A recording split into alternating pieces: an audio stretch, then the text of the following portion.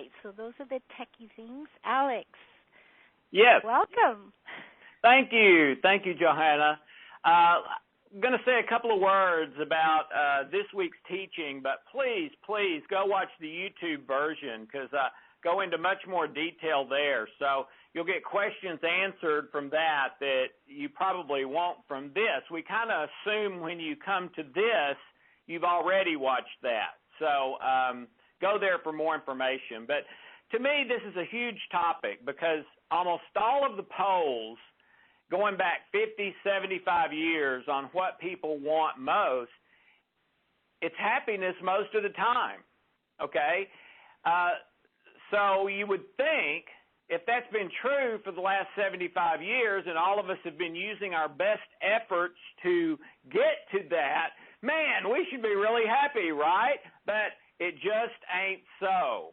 We are, even though we're living pretty long, although in the last couple of years, longevity in life has started to decline for the first time in decades. We still live longer than we did like 30, 40 years ago.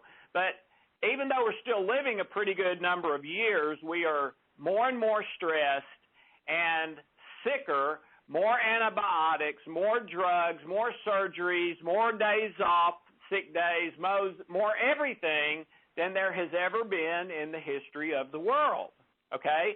So it would appear if happiness is what's most important to us and we're working toward that, all of us, kind of naturally in our life, if that's what we want most, we should be figuring this thing out, right? Well, I think part of the reason for that is we've had the wrong definition of happiness. You know, people I've counseled with over the last 30-plus years, I'll ask them that question all the time. Are you happy? Because I want to see what they say, and then whatever they say, my next question is, well, do me a favor. How do you define happiness? Okay? And here's the interesting thing. Most of the people who say they are really happy, who I've visited with over the years, they have a different definition of happiness than people who say they aren't really happy. Because in reality, both of them may have very, very similar lives, similar things going wrong, similar pains and challenges in their life, but one group has a different definition of happiness, and on the virtue of that, they feel happy about their life, while the other group is unhappy based on their definition of happiness. So really, it's not so much the external circumstances for either group, it's the internal belief, which is what Dr. Bruce Lipton, of course, said many years ago in The Biology of Belief. It all goes back to your belief. Well, most of the people who have told me they are unhappy, their definition of happiness is something like, there's lots of variations, not everyone's the same, but something like pleasure is good and pain is bad. Okay? And that makes sense. That's exactly probably how a 3-year-old would define happiness, right? Or a 5-year-old. Okay? The people who've said they're predominantly happy, their definition of happiness tends to not be pleasure is good and pain is bad. It tends to be more if it's right, if it's true, if it's win-win-win for everybody, if my relationships are right, or I can do something to make them right. Their definitions of happiness are more things like that than just pleasure equals good, pain equals bad. By far, the greatest treatise ever written on happiness, the most quoted, the most famous, everything, you name it, was by Jesus. And it's called the Beatitudes, okay? And Jesus is talking about being happy because everything he says is happy is the person who, happy is it when this happens, happy when single one of them start with that. Happy. Now, in some translations, it's translated blessed.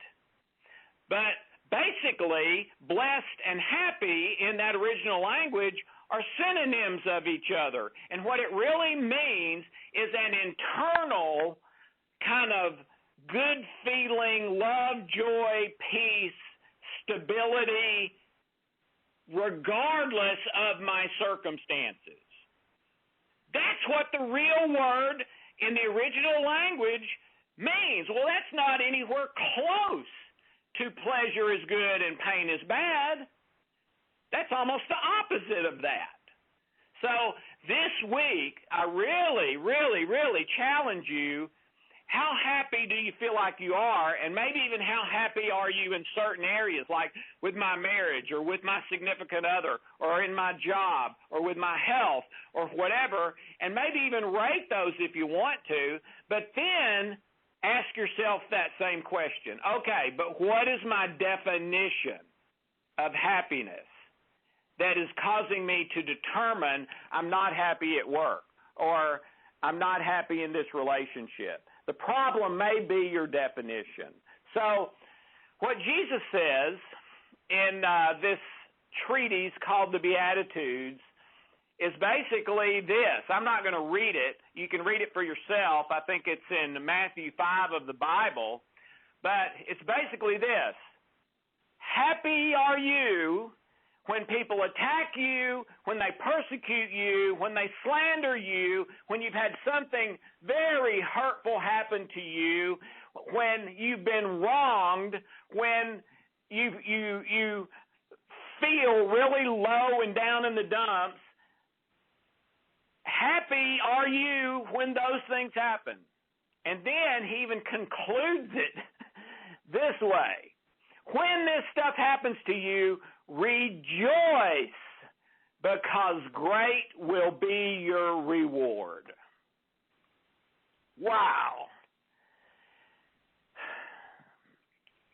My guess, if you are hearing this right now, is that probably 99 out of every 100 of you, like me, like my wife Hope, when we had our marriage problems, are living by the wrong definition of happiness. And if you change to the right definition of happiness and realize that real happiness comes from the pain and suffering of love, it can change your life before I ever talk again on this program 1 week from today. And I've seen that happen over and over and over. So don't live a day longer with the wrong definition, and based on the right definition, start changing your priorities, your thoughts, your feelings about your life based on what really will bring you happiness. The pleasure won't by itself. Avoiding pain won't by itself. But this internal love, joy, peace, etc., through pain, not without pain, but with the pain, learning what I need to from the pain, letting it take me to the next higher point in my life, that, believe it or not, I know I say it too much, it's a paradoxical truth, will lead you to true happiness in your life. So, for a lot of you, what you've been complaining the most about and trying the hardest to get rid of in your life is actually what could take you to happiness in your life if you will understand, change your definition, and allow it to and participate with it instead of just trying to fight it or run away. So that's it, Johanna. All right. Thank you, Alex. So, again, if you want to make a comment or have a question, anything at all for Alex here, you can press *2 on your phone. That's going to raise your hand. If you're on the web, you can type in your question there, and I will read it to Alex. We have one hand up, and I want to remind you, Alex, you do have a question from Marilyn, who Yes. hasn't been able to make it. Did you want to take that one first, or we have Yeah, one let's take that first. Go ahead. Could you read that, please? Yeah, so she says, my question is in relationship to when Jesus died on the cross. It meant that not only all the sins or wrong things we had done were forgiven, but all the ones we haven't done yet but will in the future. I still have difficulty getting my head around this. Could Alex expand on it for me? Yeah, first of all, great question. But, Marilyn, what do we do when I have trouble getting my head around it, too? Which I do, okay? I live by that. That right? That is the flag I've got on my car, my house. Metaphorically, that's my banner I'm carrying around all the time. But there's still lots of times, Marilyn, that I can't get my head wrapped around that. Okay, how can it be that not only is everything forgiven, but the one I commit tomorrow is already forgiven? The one I'll commit 10 years from now is already forgiven. It is very, and here's kind of my bottom line on that, it is almost impossible in our human bodies and the minds attached to our human bodies to comprehend true grace. Because everything that we know in the natural world is stimulus response. Okay? Body in motion stays in motion until something acts on it, and then if something acts on it with enough power, there's an equal opposite reaction. I mean, that's the way everything on planet Earth works. Well, grace doesn't work according to those rules. With grace, it's not about anything I do as far as getting it right or getting it wrong. It's about accepting God's love, and that's it. And if I'm willing to do that and do that, then the price has already been paid for everything regarding my whole life. I've liked to refer to a story that a good friend of mine, Todd, told me that totally changed my life about liking to go into bars and talk to prostitutes, and his first question would be, hey, did you know there won't be anyone in heaven because of sin? And at first they thought they were messing with him. Then when they realized he wasn't, as Marilyn put, they could not wrap their heads around it. But finally, a lot of times over weeks and months, they came to believe it was true, just like I do, even though I still can't wrap my head around it, and decided they wanted to dramatically change their life because now their guilt and shame is gone. Now their identity and worth has changed, okay? So it is almost unthinkable, but it's true. So, Johanna, jump in here. You're talking to somebody about that. How do you explain it? Sometimes you have some great ways of explaining those things. Well, I was thinking of this one thing that kind of blows my mind, but where Jesus lives in eternal now. It's not, it's like there's no time or space. So what he did, it took care of everything in the eternal now. It took care of the past, the present, and the future. So as far as he's concerned, even though we're living in time and space, he's not, and we believe in him. It's covered. Everything's covered. It's finished. It's all done. So that's just another way right, to look at it. And there's even a scripture that says God is not bound by time. To him, a day is 1,000 years. 1,000 years is a day. He's not bound by time.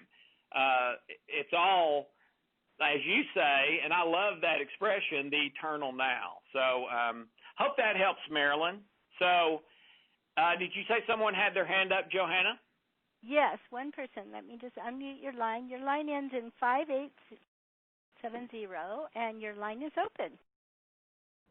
Good morning, Johanna. Good morning, Alex. Yes, it is Marilyn. Oh, it's Marilyn. Oh, hey. Yes. Thank you. Yes, that does answer it. I actually sent a second email, Johanna, but that's okay. It was expanding on the same question, and that has answered it. I would like to just sort of say something about this week's True Happiness video. Very helpful, because I did have the wrong definition of happiness.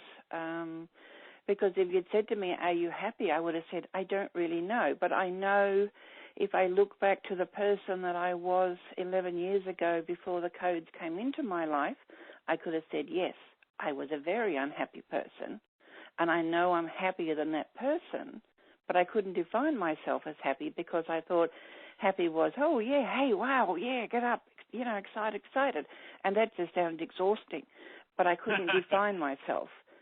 I knew I was happier, but I couldn't say, yes, I'm happy. But having listened to what you said, yes, I can now understand that I am happy. Yeah. I just didn't know how to define it. Yeah, and if you're happy, then you can relax, because you don't have to try to be happy. You are happy. That's what I understood from that. And yes, thank you. I do really appreciate all these spiritual laws that you're giving, and I am doing my best to live them, and I do find they are making a difference. Wonderful. Thank you so much. That means more to you than I could say in words. So thank you, Marilyn. Thank you. All right. Okay, Johanna. We have one more hand up. So all right. Caller is in California, and 1664. Yeah. 1664. Yes. Hey, Johanna. Hey, Dr. Alex. This is Glenn from West Hollywood. Just want to say hi to you all and comment. How you doing? I'm great, Glenn. Great to hear your voice. Beautiful. Thank you. So you're teaching today, Dr. Alex. It's profound, but it's a pretty tough order to tell somebody that they're, when they're suffering, that it's for their own good and to embrace it. I think you need a special amount of God's grace to be able to do that, because our natural inclination is, are you crazy? I'm in pain. This hurts, and you're telling me it's for my good. What, are you nuts or something? So, Glenn, it doesn't mean that you seek that. It doesn't mean, I'm going out here looking for pain. It just means that when it happens, because I've got the right definition of happiness, it's not like the sky is falling, the sky is falling. It's these things do happen, and if I handle them correctly, they can actually lead to my good. So that's where the happiness is if I deal with this right, this can take me to a higher plane spiritually. Okay. It's not an easy medicine to go down, though. I tell you, Absolutely. We are so programmed. I mean, our most hardwired programming from the time we're a fetus is pleasure and pain. Wow. So this goes against that totally. Yeah. I noticed that. Okay. Second thing I wanted to ask you, could you describe what you mentioned with the highest respect for Jesus and for Christianity, but for those of us who aren't Christians or of another persuasion, could you explain the universality of what you mentioned specifically about Jesus and God's love? Yeah, I'll try to. Jesus was all about love. Said it a number of times when they were trying to trap him and ask him, is there a greatest commandment? Jesus very often didn't answer their questions. Sometimes he answered their question with a question. Sometimes they'd ask him something and he'd tell them a story, but very, very kind of unusual among his enemies that they ask him a direct question that's designed to trap him, and he just directly answered. But here, he did. He said it's love, and then he went even further than they had asked and said, if you've done that, you've kept the whole law. That's it. Love God, love others, that's it. You've done it all. John said, the world should know that you're a follower of his by your love. In other words, they should say, wow, man, look at how that guy is living and treating people and reacting to bad things happening to him. He must be one of those followers of him. I mean, he was supposed to stick out like a sore thumb.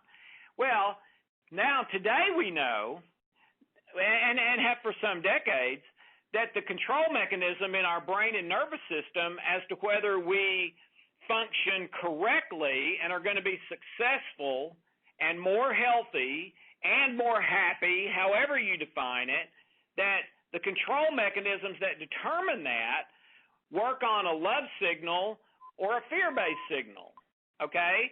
So it's not just what he said or what God says, and God also says he is love. It's how we're built. You know, we are built for love.